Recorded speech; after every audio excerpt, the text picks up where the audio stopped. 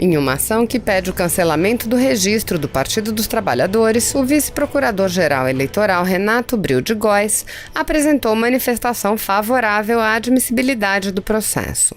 A ação foi proposta por Heitor Rodrigo Pereira Freire, que argumenta que o partido recebeu recursos do exterior, o que é proibido pelas leis eleitorais. Em sua exposição, Góes explica que há, de fato, indícios do recebimento de recursos do exterior das empresas Toshiba e Keppel-FELS, relatados em processos da Lava Jato, especialmente envolvendo o casal de marqueteiros João Santana e Mônica Moura. O fato de tratar-se de pagamento pelas campanhas eleitorais de Dilma indica, segundo o procurador, que os pagamentos foram feitos no interesse do partido e não de pessoas isoladamente. Ouça trechos da manifestação.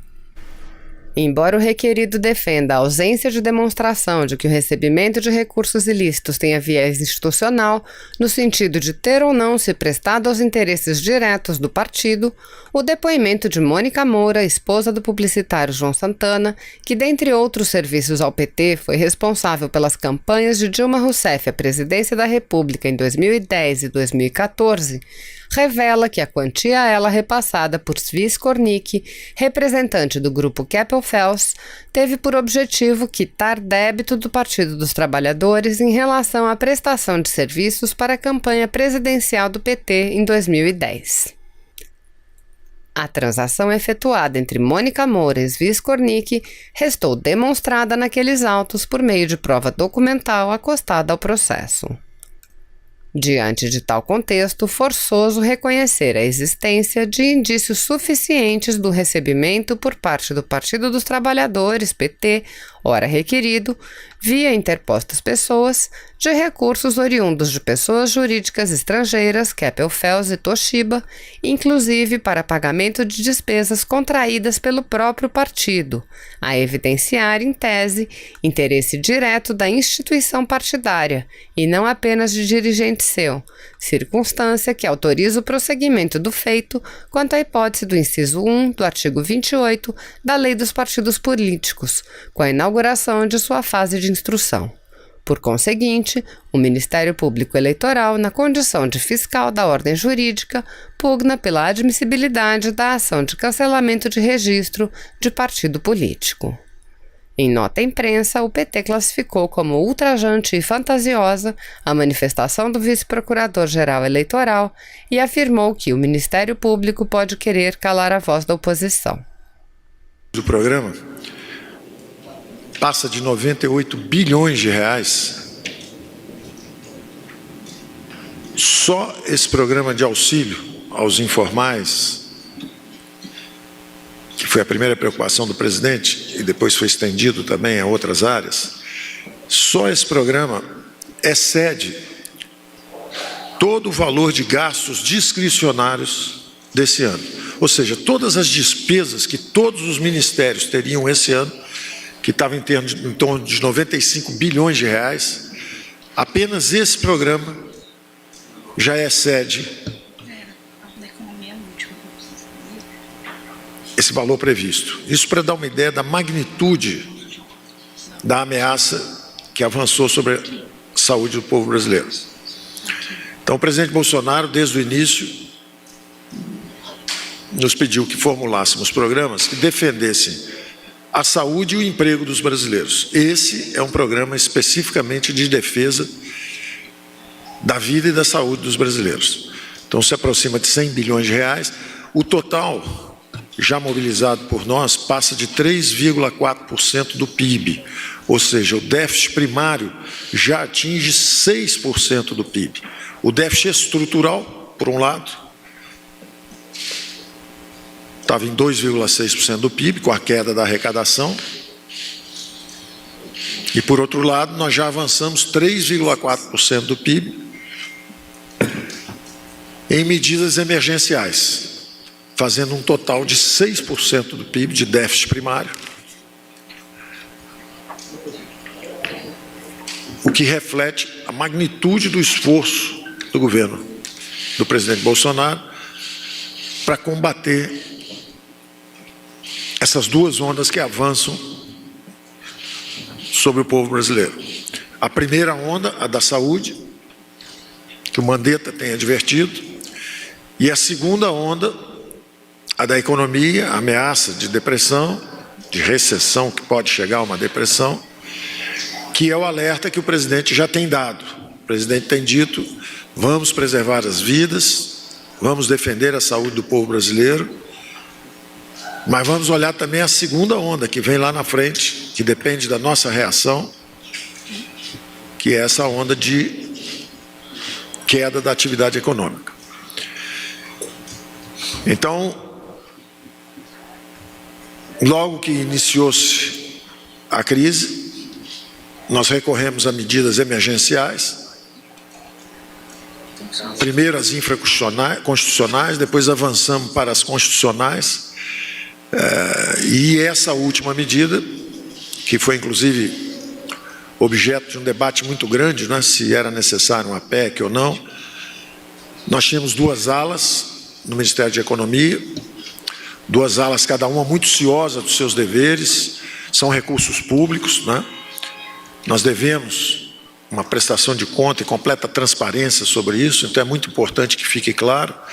Quando o ministro Alexandre Moraes, pelo Supremo, numa decisão monocrática, diz: podem avançar nos gastos,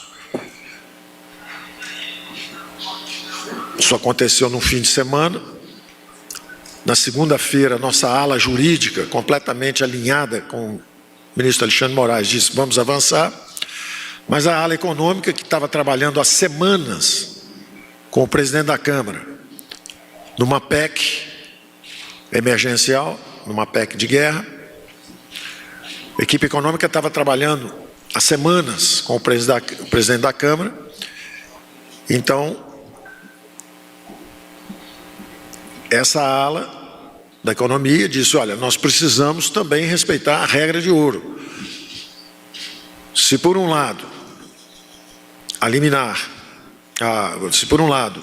a garantia do ministro Moraes nos dizia que não precisava mais nos preocupar com o resultado primário ou com os gastos, por outro lado, gastos dessa magnitude, de 6% do PIB, gastos formidáveis por qualquer padrão, em qualquer lugar do mundo, de um caráter inteiramente extraordinário, evidentemente eles exigiriam um endividamento. E a regra de ouro diz que você não pode se endividar para financiar gasto corrente. Então, os economistas pediam exatamente que nós acelerássemos a aprovação da PEC de guerra, que tinha sido trabalhada junto pela equipe, junto com o presidente da Câmara. E nesse sentido, então, nós não só pedimos urgência na aprovação, como apoiamos não só a elaboração, vários capítulos lá foram levados por nossa equipe, pelo Banco Central, pela Fazenda, pela Economia, como também apoiamos e pedimos urgência. Nunca com nenhuma intuição de criar conflito entre poderes, muito ao contrário, temos uma história já de colaboração e gostaríamos que assim fosse, principalmente face a esse enorme desafio da saúde brasileira. Não é hora para busca de protagonismo, para oportunismo político, é hora de união, exatamente para superarmos esses desafios. Então eu passaria a palavra agora ao nosso ministro Onix, porque é a cidadania que cuida da implementação do programa, da abrangência do programa. Quando nós começamos com a preocupação principalmente em 38 milhões de informais. Isso foi se expandindo, os valores foram subindo por atuação exatamente desse mecanismo democrático em que nós confiamos tanto. A Câmara foi ampliando um pouco a abrangência do programa e, ao mesmo tempo, o próprio presidente puxou o valor para R$600 no final, e nós consideramos, então, que com esse gasto, e eu repito, que é maior do que toda a programação anual, quer dizer, em 3 meses nós vamos gastar mais do que toda a programação anual de todos os ministérios. Os 95 bilhões de despesas discricionárias que nós tínhamos. Daí, essa magnitude dos programas, que já passaram dos 800 bilhões e possivelmente vão chegar a quase R$1 trilhão ao longo das próximas semanas ou meses. É por isso que nós precisamos não só dessa blindagem jurídica, mas também dessa blindagem legislativa. E que nós estamos muito seguros, a decisão do presidente foi que nós vamos avançar, e nós estamos muito seguros, que até pela manifestação pública do Congresso, do presidente da Câmara, do ministro Supremo, ministros do Supremo, de que tudo isso, toda essa união em torno desses objetivos ocorrerá. Então, o ministro Onyx vai falar um pouco da abrangência, do alcance do programa, e o presidente da Caixa Econômica Federal, que brilhantemente desempenhou a execução daquela medida nossa do FGTS, né, que trouxe o salário aniversário para milhões de trabalhadores brasileiros, essa capacidade de execução da Caixa Econômica Federal, sob o comando do nosso Pedro Guimarães.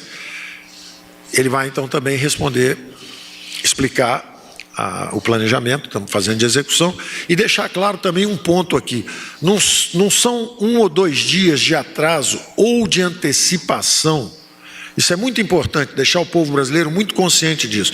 Desde que nós começamos a formular o programa,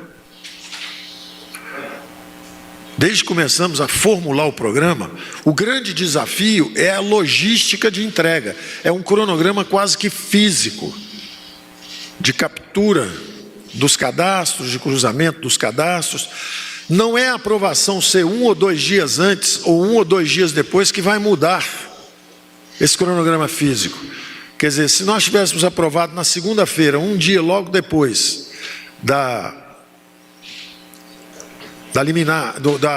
medida do ministro Moraes, ou se fosse amanhã ou depois da manhã, depois da aprovação da PEC em si, a PEC de guerra, isso em si não afeta o cronograma físico.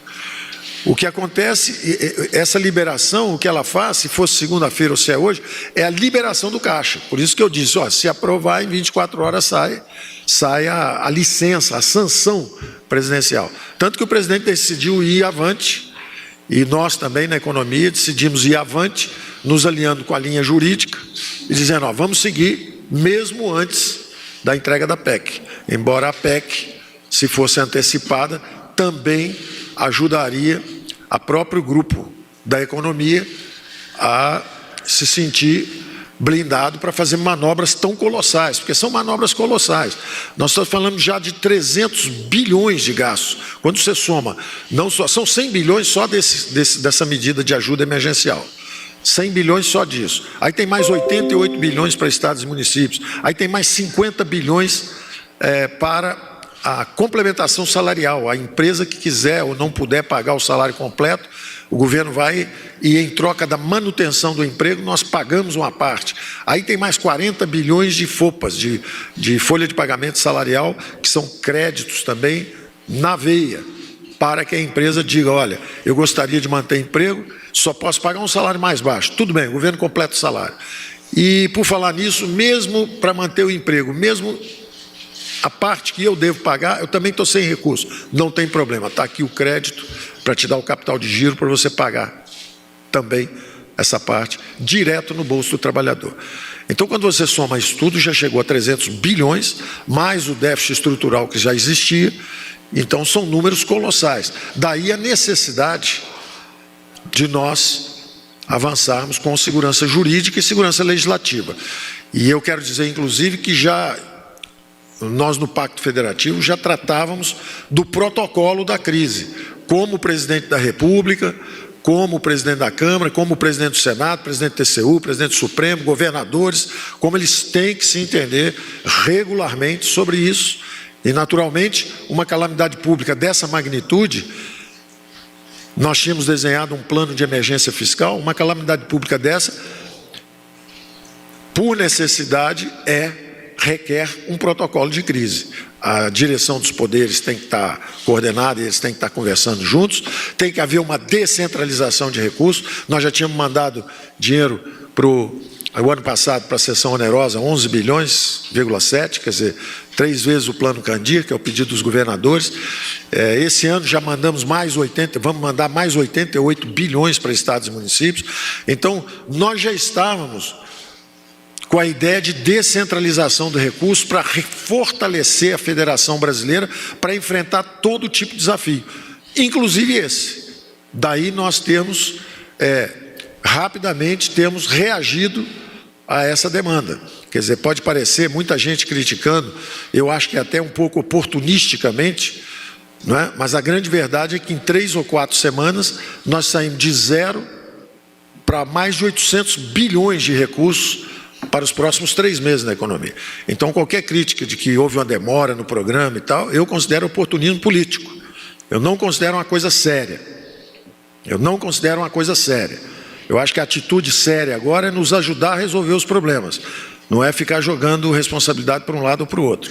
Então, eu peço a cooperação e acho que teremos, pela gravidade da crise, e chamo atenção de novo para o tamanho, para a magnitude dos recursos que estão sendo mobilizados. Isso nunca aconteceu antes, nunca foi numa velocidade tão grande. Nós estamos fazendo as comparações internacionais. Nenhum país emergente fez um movimento tão rápido e com tanto volume de recursos como nós. E o período médio entre a formulação e a implementação das medidas está em torno do mesmo período nos Estados Unidos, que são um país relativamente eficiente na entrega de reações públicas a desafios de calamidades, porque eles têm muito mais experiência com isso. Tem calamidade toda hora lá, devido a mau tempo, vendaval, tornados, coisas desse tipo.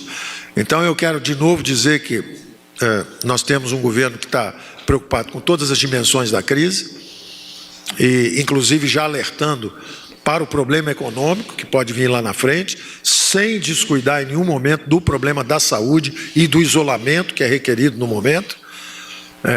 E queremos dizer que o volume de recursos é formidável, nunca houve uma mobilização tão rápida de tantos recursos, e que nós estamos preparados para continuar atendendo emergências. E pedimos que haja sempre, evidentemente, essa atitude de cooperação que tem havido, tanto da mídia quanto